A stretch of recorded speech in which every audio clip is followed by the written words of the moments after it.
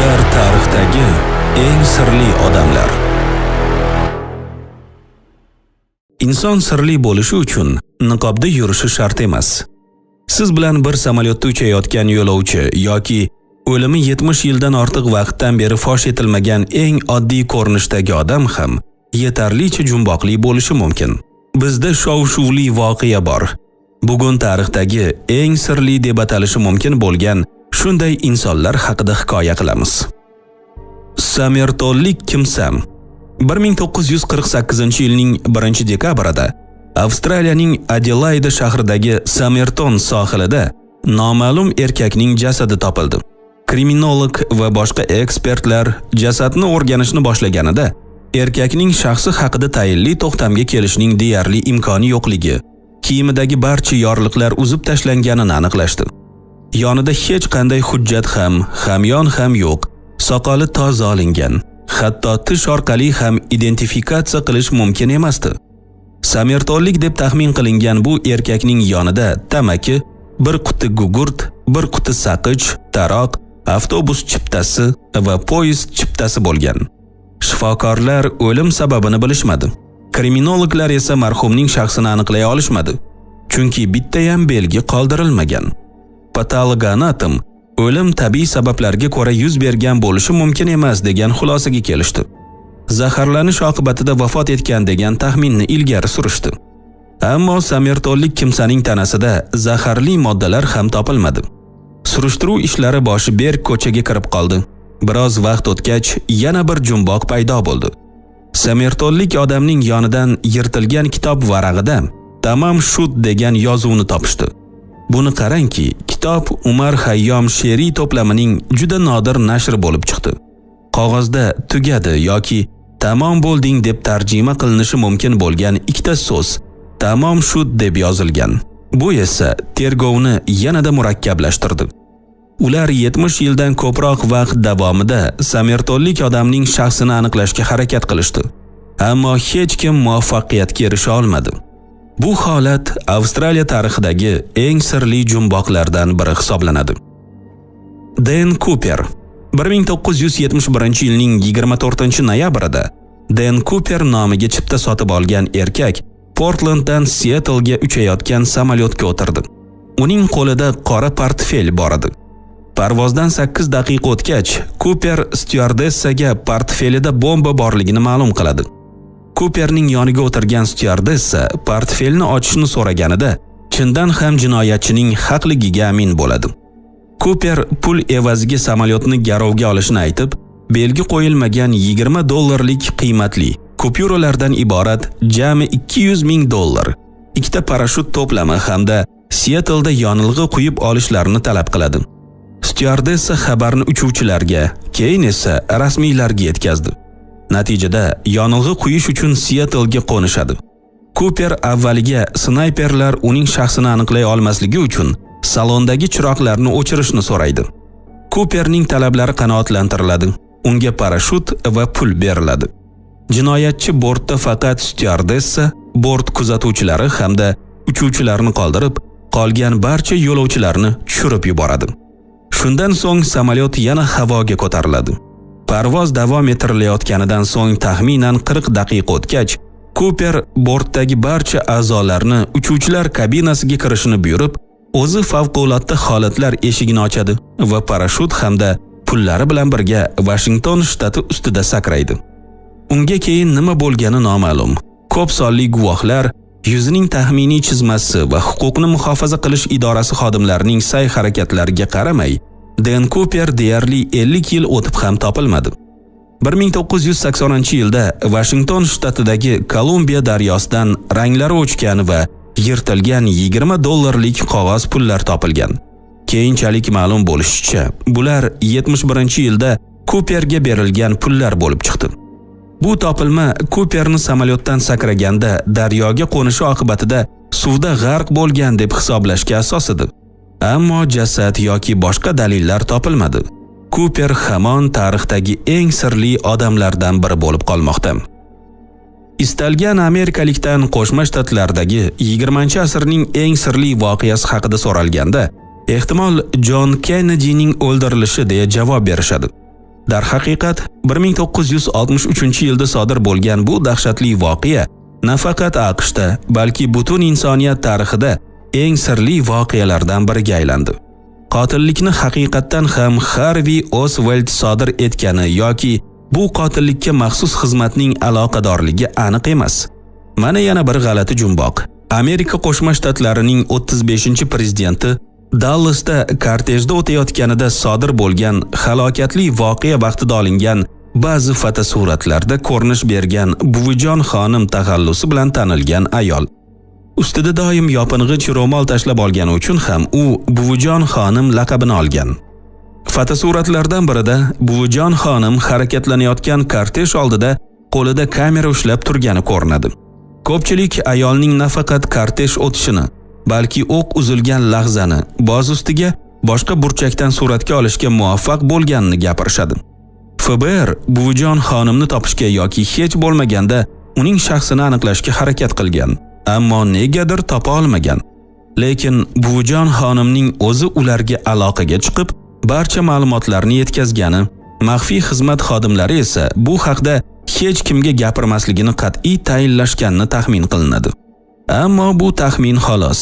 O'sha ayolning kimligi va Kennedy bilan sodir bo'lgan mudhish voqeada qanday rol o'ynagani hozircha noma'lum. Siz nima deb o'ylaysiz? Chindan ham qiziqarli voqeani suratga olishga muvaffaq bo'lganmi? Ushbu voqeadan so'ng nega u tom ma'noda g'oyib bo'ldi? Fikringizni izohlarda qoldiring va bizni kuzatishda davom eting. Video taqdimotimiz davomida siz Germaniyadan topilgan g'ayrioddiy bola bilan tanishasiz. Tarixdagi eng sirli ayg'oqchi, shuningdek yirik korporatsiyalarni ochiqchasiga masxaralagan noma'lum odamlar guruhi haqida bilib olasiz. Kaspar Hauser 1828-yilning 26-mayida Germaniyaning Nuremberg shahri ko'chalaridan birida g'alati bir yigitchani uchratishdi. U o'zini tanishtira olmagan, barcha savollarga bilmayman deb javob bergan. Faqatgina otasi kabi otliq askar bo'lmoqchi ekanini aytgan. Topilgan yigitchani politsiya mahkamasiga olib borishganida u Kaspar Hauser deya ismi sharafini yoza olgan. Qo'shimcha ma'lumotlar olishning iloji bo'lmagan. Kasparni tintuv qilish chog'ida yonida ikkita xat solingan konvert chiqqan. Birinchisi bolaning vasiy tomonidan yozilgan. Xatda aytilishicha, Hauser 1812-yilda noma'lum ayol tomonidan uning qaramog'iga topshirilgan va shundan beri bola yerto'lada saqlangan. Umri davomida bir qadam ham uydan tashqariga chiqmagan. Noma'lum erkak Kaspar otliq askar bo'lishni orzu qilishini ma'lum qilgan. Ikkinchi xatni Kasparning onasi o'g'li bilan xayrlashishdan oldin yozgan. Ayol bolaning otasi vafot etgani, o'zi nochor yashashi, farzandini voyaga yetkaza olmasligini bildirgan. U bo'lajak vasiyga bolani tarbiyalashini, 17 yoshga to'lganda otasi xizmat qilgan 6-otliq askarlar qo'shiniga yuborishni iltimos qilgan. Hauserning uzoq muddat qamoqda o'tirishi ba'zi jihatlarga oydinlik kiritdi. Yigit qora non hamda suvdan tashqari hech narsa yemagan va ichmagan. Barcha hayvonlarni ot deb tasavvur qilgan. Ehtimol ot Kasparning yagona o'yinchog'i bo'lgan. Dunyoda faqat o'g'il bolalar yashaydi deb o'ylagan. Ammo o'smir juda tez rivojlangan, yangi til va ko'nikmalarni o'zlashtirgan. Vasiylar bir necha marta o'zgargan, har biri yosh o'gay bolaning tarbiyasiga mas'uliyat bilan yondashdi. Afsuski, Hauser haqida boshqa hech narsa aniqlab bo'lmadi. 1833-yilda u noma'lum odamning hujumi natijasida vafot etgan. Hatto zamonaviy olimlar Kasparning DNKsini o'rganib chiqib, yigitchaning aslida kimligini, buning ustiga ota-onasining shaxsiga aniqlik kiritishga erisha olishmadi. 355-josus 355-josus tarixdagi eng sirli va g'ayrioddiy ayg'oqchilardan biri. G'ayrioddiyligi shundaki, 355-josus ayg'oqchi qizdir. Ayg'oqchi 18-asrning oxirida inqilobiy urush davrida AQShning bo'lajak birinchi prezidenti George Washington uchun ishlagan. 355-josus o'sha paytdagi 13 ta mustamlaka bilan urushayotgan Britaniya qo'shini haqida muhim ma'lumotlarni yetkazib turgan.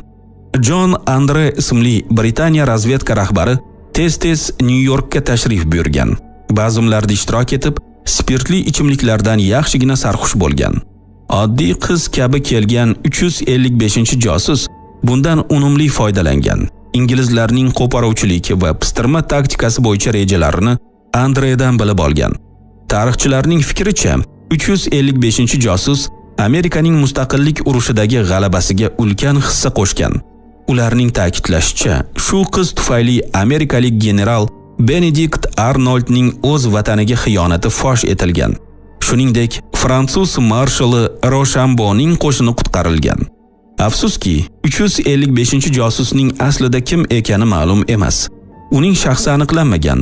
Tarjimai holi juda noaniq bo'lib qolmoqda. Ba'zi taxminlarga ko'ra, qiz inglizlar tomonidan 1780-yilda hibsga olingan va keyinroq tutqunlikda vafot etgan. Ammo bu ma'lumotlarni ishonchli deb bo'lmaydi. 21 qiyofali monster. 1984-yilning may oyida Yaponiyaning Ezaki Gliso nomli oziq-ovqat korporatsiyasi muammoga duch keldi. Uning prezidenti Katsuhisa Ezaki katta miqdordagi pul evaziga o'z uyidan o'g'irlab ketilgan va oz muddat tashlandiq omborda saqlangan. Ammo u qochishga muvaffaq bo'lgan.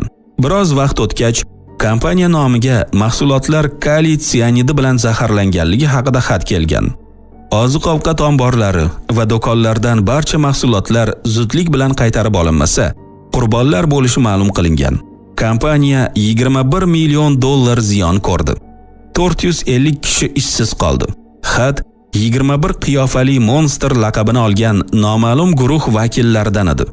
Ular yashirin manzillardan politsiyaga haqoratomuz maktublar jo'natishgan. Hatto tahqirona maslahatlar ham berishgan. Navbatdagi xabarda ular Ezaki Glikoni kechirgani bildirilgan. Ularga nisbatan ta'qib to'xtadi, ammo boshqalarga bas qilishmadi. Yirik korporatsiya bilan sichqon mushuk o'yiniga kifoyalanmay, 21 qiyofali monster boshqa oziq-ovqat kompaniyalariga hujumga o'tadi. Bir guruh odamlar xuddi shu ssenariy bo'yicha, ya'ni mahsulotlarni zaharlash bilan tahdid etishadi. To'g'ri, bu gal monsterlar pul talab qila boshlashdi. Muvaffaqiyatli pul ayirboshlash operatsiyasi davomida politsiya xodimi jinoyatchilardan birini qo'lga olishga deyarli ulguradi. Biroq jinoyatchi qochishga erishadi. Siz kimni eng sirli deb hisoblaysiz? Buni izohlaringizda yozib qoldiring. Ma'lumotlarimiz sizni qiziqtirgan bo'lsa, like bosing va kanalga obuna bo'ling. Expert Media ilovasini yuklab olishni ham unutmang. U yerda YouTube qoidalariga mos kelmagan va bu yerda namoyish qilinishi mumkin bo'lmagan g'ayrioddiy va juda dahshatli videolarni joylaymiz. Ularning barchasi juda qiziqarli. Tomosha qilganingiz uchun rahmat. Ko'rishguncha do'stlar.